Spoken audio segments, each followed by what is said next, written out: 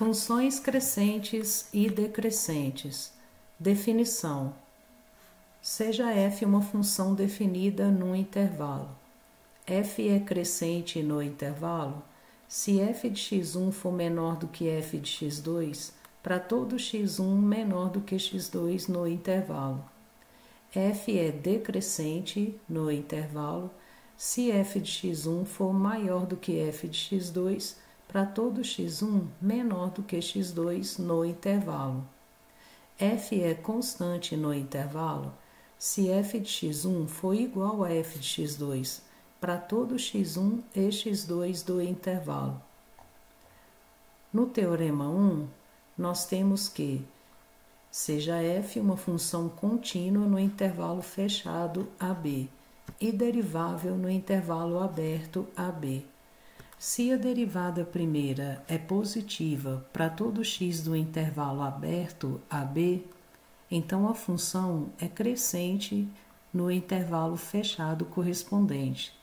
Se a derivada primeira é negativa para todo x do intervalo aberto AB, então a função é decrescente no intervalo fechado correspondente. Se a derivada primeira é igual a zero para todo x do intervalo aberto AB, então a função é constante no intervalo fechado correspondente. O teorema 1 é válido para qualquer intervalo no qual a função é contínua. Podemos concluir do teorema 1 que, para determinarmos os intervalos de crescimento e decrescimento de uma função, basta estudarmos o sinal da derivada primeira da função. Nos intervalos onde a derivada primeira é positiva, a função é crescente. Nos intervalos onde a derivada primeira é negativa, a função é decrescente. E nos intervalos onde a derivada primeira é igual a zero, a função é constante. Por exemplo, vamos determinar os intervalos de crescimento e decrescimento desta parábola. Para isso, vamos estudar o sinal da derivada primeira dessa função, que é dada por f' de x igual a 2x menos 4. Nós temos aqui o gráfico da derivada da função e o gráfico da função. Observe que, no intervalo de menos infinito até 2, a derivada é negativa, e neste mesmo intervalo, a função é decrescente. No intervalo de 2 até mais infinito, a derivada é positiva, e neste mesmo intervalo, a função é crescente, o que está de acordo com o teorema 1, onde a derivada primeira é negativa, a função é decrescente. Onde a derivada primeira é positiva, a função é crescente. No exemplo 2, nós temos a função f de x igual a x ao cubo. A derivada dessa função é 3x ao quadrado. O gráfico está representado aqui na cor azul. O gráfico da função f está representado na cor vermelha. Observe que a derivada primeira é positiva para todo x diferente de zero. Então, pelo teorema 1, a função é crescente em todo o eixo x. Isso pode ser constatado observando o gráfico da função. Ela é uma função crescente em todo o eixo x. No exemplo 3, para determinarmos os intervalos de crescimento e decrescimento dessa função polinomial de grau 4, vamos estudar o sinal da derivada primeira da função, que pode ser expressa como produto de 3 fatores lineares, isto é, como produto de 3 retas. Nós construímos uma tabela de sinais. Temos aqui os gráficos das 3 retas. No intervalo de menos infinito até menos 2, todas as 3 funções são negativas. A derivada primeira é o produto das 3, então vai ser negativa neste intervalo. Pelo teorema 1, a função f é decrescente no intervalo de menos infinito até menos 2, fechado no menos 2. No intervalo aberto de menos 2 a 0, a função y igual a 12x é negativa, a função y igual a x mais 2 é positiva e a função y igual a x menos 1 é negativa. Consequentemente, a derivada primeira é positiva neste intervalo. E, pelo teorema 1, a função é crescente no intervalo fechado correspondente. No intervalo aberto de 0 a 1, nós temos que a função y igual a 12x é positiva, a função y igual a x mais 2 também é positiva, e a função y igual a x menos 1 é negativa. Então, a derivada primeira é negativa neste intervalo, consequentemente, a função é decrescente no intervalo fechado correspondente. Observe que no intervalo de 1 até mais infinito, todas as três funções são positivas. Então, a derivada primeira também é positiva neste intervalo e a função f é crescente no intervalo fechado no 1 até mais infinito. Podemos verificar esses resultados observando os gráficos da função f e da derivada da função f. Observe que, onde a derivada primeira é negativa, a função é decrescente. Onde a derivada primeira é positiva, a função é crescente. Por exemplo, no intervalo de 0 a 1, a derivada primeira é negativa, e neste mesmo intervalo a função é decrescente. No intervalo de 1 até mais infinito, a derivada é positiva, e neste mesmo intervalo a função é crescente. A recíproca do item A do teorema 1 não é verdadeira. Vamos relembrar o que diz o item A do teorema 1. Se a derivada primeira é positiva para todo x do intervalo aberto a b, então a função é crescente no intervalo fechado correspondente. A recíproca deste item não é verdadeira, isto é, nós podemos ter uma função que é crescente no intervalo sem que a derivada primeira seja positiva em todos os pontos do intervalo. Por exemplo, esta função ela é crescente no intervalo de 0 a 2, mas a derivada primeira não assume valores positivos em todos os pontos do intervalo. O f' de 1, por exemplo, não é valor positivo, é 0. Também a recíproca do item B do teorema 1 não é verdadeira. Vamos relembrar o que diz o item B do teorema 1. Se a derivada primeira é negativa em todos os pontos do intervalo aberto AB, então a função é decrescente no intervalo fechado correspondente.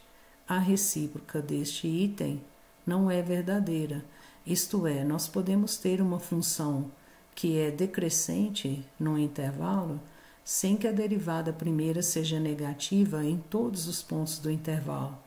Por exemplo, essa função ela é decrescente no intervalo de 0 a 2, mas a derivada primeira não assume valores negativos em todos os pontos do intervalo. O f' de 1, por exemplo, não é valor negativo, é 0.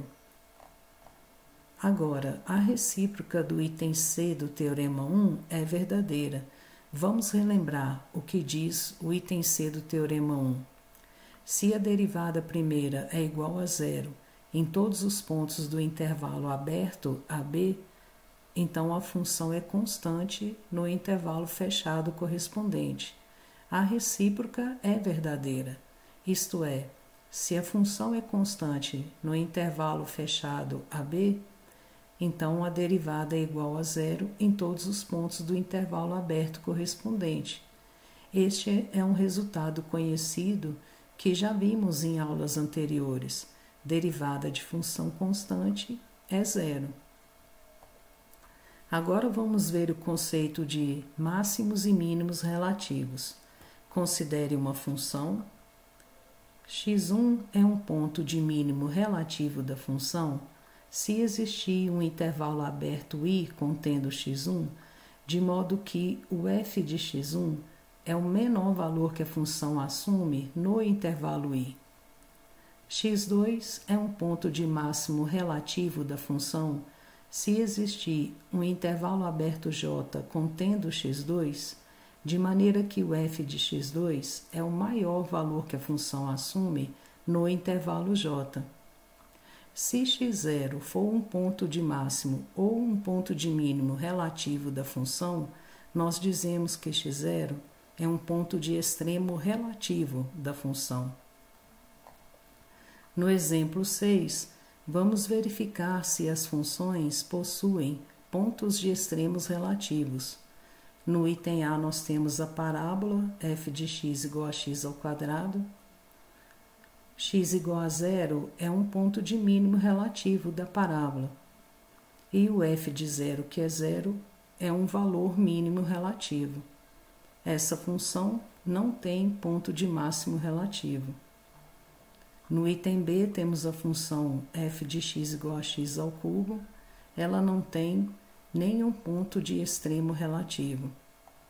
No item C temos esse polinômio. Podemos observar que x igual a menos 1 é um ponto de máximo relativo da função e f de menos 1, que é igual a 5, é um valor máximo relativo. Também x igual a 1 é um ponto de mínimo relativo da função e o f de 1, que é igual a 1, é um valor mínimo relativo. No item D, nós temos esse polinômio de grau 4. Observamos que x igual a menos 1 é um ponto de mínimo relativo da função e o f de menos 1, que é menos 13 sextos, é um valor mínimo relativo. X igual a 2 também é um ponto de mínimo relativo da função e o f de 2, que é 7 terços, é um valor mínimo relativo. X igual a 1 é um ponto de máximo relativo dessa função e o f de 1, que é igual a 19 sextos, é um valor máximo relativo. Agora a definição de pontos críticos.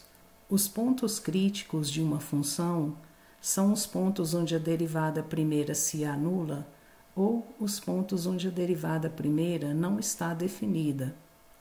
Vamos dizer que um ponto crítico é estacionário se ele for um ponto onde a derivada primeira se anula. Um ponto crítico é não estacionário se ele for um ponto onde a derivada primeira não está definida. O teorema 2 afirma que, se a função f está definida num intervalo aberto contendo x0, e se x0 for um ponto de extremo relativo da função, então ele é um ponto crítico da função. Em outras palavras, o teorema 2 afirma que os candidatos a pontos de extremos relativos da função são os pontos críticos da função. No exemplo 7, vamos determinar os pontos críticos dessa função. Como é um polinômio, então essa função é derivável para qualquer valor de x. Consequentemente, os pontos críticos vão ser pontos estacionários.